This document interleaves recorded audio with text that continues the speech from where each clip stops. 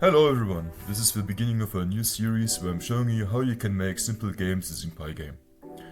The goal of the series is to teach you how to not just program in Python, but also how you can do simple game development. First, let's start with a setup. As you can see here, I'm using VS Code, but you can also just use regular Visual Studio Code or any other IDE, like for example PyCharm if you like. So, first we need to create a new project folder. For that, you can click on File, here in the upper left, and then go to Open Folder. I will just create a new folder here in my YouTube stuff folder, and I will call it O1 window, because today I'm just going to show you how to create a new window. Let's click OK. And now, as you can see here, in the File Explorer, I have a new I'm in the O1 window folder. Next, let's create the Python virtual environment. For that, you will need to click on Terminal and then New Terminal. Here you can also see that I'm in the O1 window folder. To create a virtual environment, you can run the following: python mvenv.venv. The .venv is the folder where the virtual environment will store all its metadata, like for example its packages and the activation script and so on and so forth. You might ask yourself, like, what do you need a virtual environment for? The reasoning behind it is that if you have many different projects on your system and all of them need different requirements and different versions of requirements, you can use a virtual environment per project to just use its specific dependencies or to store its specific dependencies, and you won't have to deal with collisions. Now you can see I created the virtual environment, and next what we want to do is to update pip. To do that, you can run py.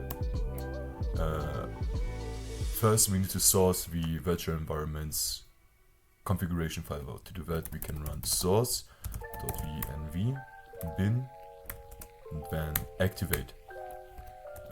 As you can see, there are many different activation scripts for the fish shell, the command shell, the PowerShell shell, and bash. And I'm using the fish shell, so I'm just going to use the fish version. Run that. And now to verify that you are actually using the virtual environment, you can run which python. As you can see here, my python is pointing to the virtual environment python, so we can continue. What we want to do next is install and update pip. To do that, we can run python pip install upgrade pip. This will just give you the latest version of pip in your virtual environment. Next, we want to install our dependencies, and our only dependency for now is PyGame CE. So to install that, you can run python pip install PyGame CE. And you might wonder why we are using PyGame CE instead of just regular PyGame. It's because PyGame is deprecated. The author had some irreconcilable issues with the project and the structure or the repository history or whatever. So he just decided to fork it and create an entirely new project, which is still extremely close to the old PyGame. So now we installed it. All we have to do now for setup is test if our project can actually run some Python scripts. So let's create a new Python file, main.py. You can also call it game.py or window.py or whatever. Here we will just print a hello world, just to see if everything is working correctly. And now you can run Python file. As you can see here, it runs properly.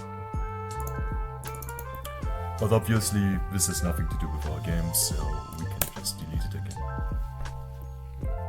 What we need to do now is import PyGame. Let's see if it works. Here you can see which PyGame version we are using, which Python version it is using, and which STL version it is using.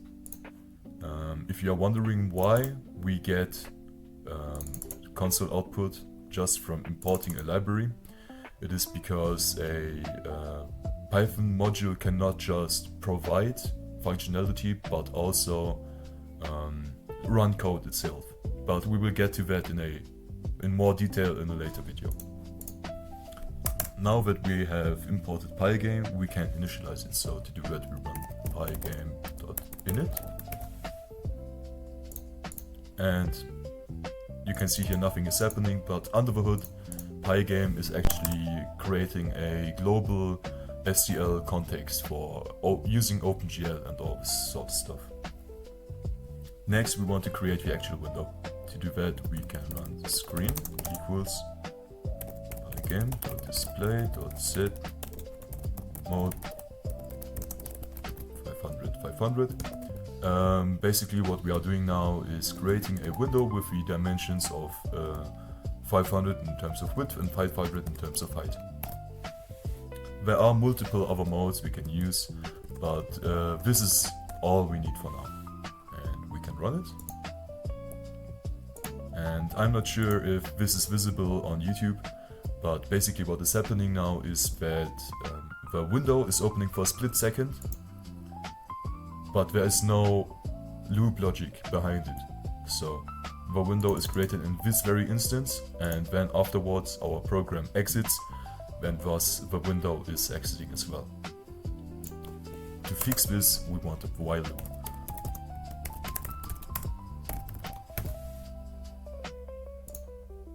Now you can see that our window stays on screen, but if I want to quit it, and I'm pressing Super Q now to quit it, this is a key binding I have configured in Hyperland, which I can exit Windows with. As you can see here, I can just exit my terminal with it. It works, but not here. It's because what the key binding is doing, and also if you're using Windows or macOS or whatever, if you're using the X button to quit it, it is sending a signal to the process which tells it to quit. But if that signal isn't processed at all anywhere in the program, or if it hangs or whatever, it just won't exit. I can still exit it from the terminal though. Now in order to fix it, we have to do event handling. So as I said, me pressing Super Q is sending a signal to the window, which tells it to stop, and now we have to handle exactly that sort of event. To do event handling in PyGame, it is really simple. You basically just have a for loop iterating over all the events given to you by PyGame. So you can do for event in PyGame.get. And now you can compare each event you get every single frame with whatever you like to compare against. So now what I want to do is event.type equals pygame.quit. And I need an if. And now we can raise system exit. This basically tells the entire Python script to just exit out. Again, as you can see here, the window is running, and if I press Super Q, it quits. This isn't optimal though, because after we raise the system exit, no other code behind it or after it can run anymore. To demonstrate this really quickly, I can just use two print statements, one before the system exit and one after.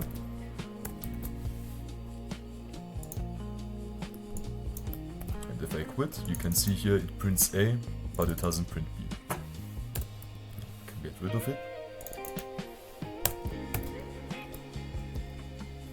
And we will fix this issue later on.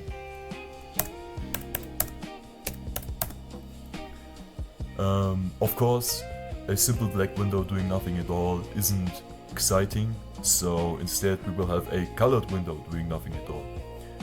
To do that, we can do screen.fill and then we can just use the ID of a color we want to use, like for example green. And if you run it again, surprise surprise, it is still black. Why? Because when you are doing graphics development, you want to batch a lot of commands together to send to the GPU and not just run them immediately. You can imagine it like going to a restaurant and ordering 500 burgers at once, in comparison to going to a restaurant, ordering one burger, going back to home, and then going back to the restaurant, order another burger, going back home, and so on and so forth until you have ordered 500 burgers. Now, how are we actually sending these commands to the graphics card in order to run them? We have to do pygame.display.flip. This will basically render the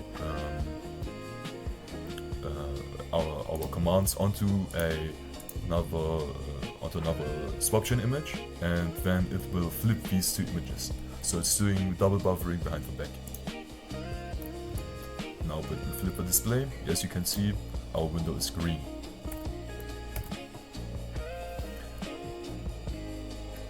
But let's go back to our issue with the system exit. Let's imagine that after our game loop has finished, we want to do some more stuff, like maybe some logging or maybe some cleanup or whatever. And I'm trying to write some code after the while loop now. So let's just say this is doing cleanup and some logging.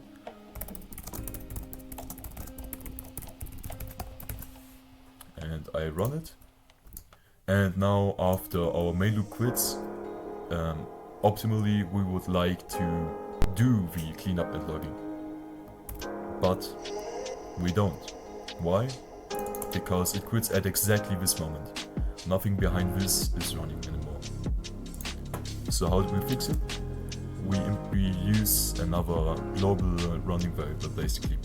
So we will just do running equals true. This is just a boolean, and whenever we want to quit, we set running to false.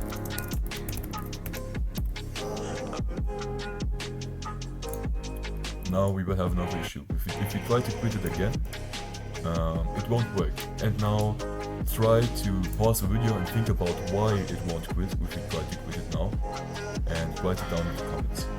As you can see now, I can't quit the window. I have to do it from the terminal. Now if you have written your answer in the comments or didn't come up with anything, the answer is that we have to only run the loop while running is actually true. So while running,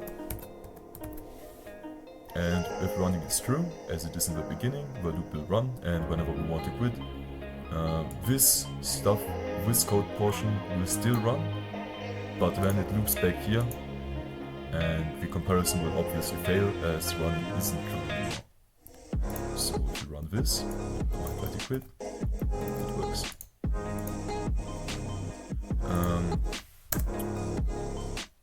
Now, we might want to limit our game to 30 FPS, 60 FPS, 100 FPS, whatever you want, just in order to save some power. If we run the game at thousands of FPS, maybe our PC can handle it, but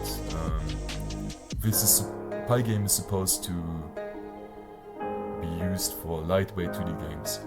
And lightweight 2D games should be a bit more power efficient.